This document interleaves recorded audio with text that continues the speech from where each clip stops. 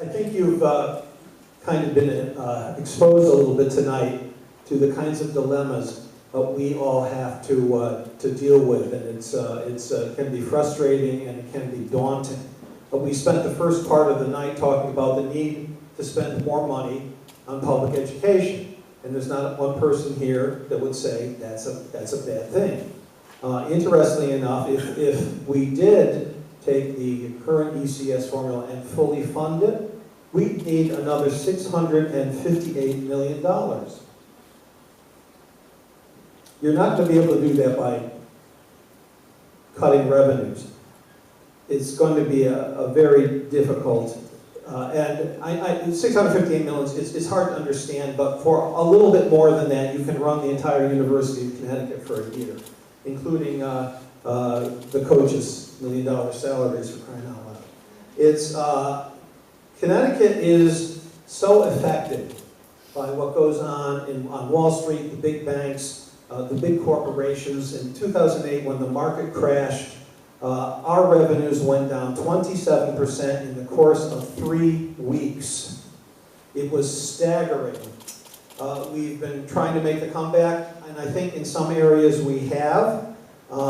We certainly made some extensive savings in our corrections institutions and in our public in the judicial department. Rich Smith and I have worked on a number of issues dealing with the probate courts. We've saved money there.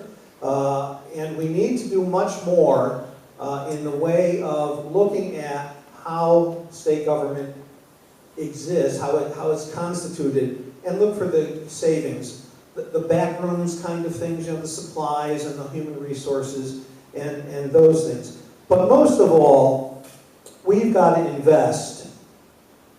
We've got to invest in the tech schools, Henry Abbott, in the community colleges, including Naugatuck Valley here in Danbury, because they're creating students that will take jobs that can't be moved to China. These are jobs that are waiting for them here because all of these systems, including Danbury's public schools and even Western Connecticut State University, stay very much attuned to what the business community wants.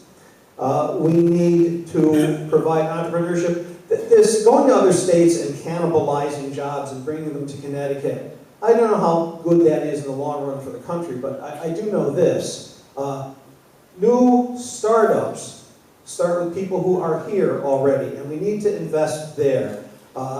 We're seeing entrepreneurship, how to run a business, actually becoming part of the curriculum. I'm working and having a great time dealing with hackerspace in Danbury on the Connecticut Next program. We're trying to put together a business incubator in downtown Danbury.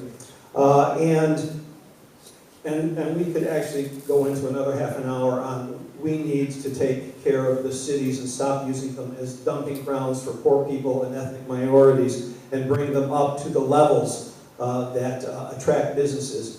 You know, everybody talks about GE moving, yet they move to a place that's more expensive and has higher tax rate, and at the same time, and people forget this, left Wisconsin because of the austerity budgets and moved to Canada.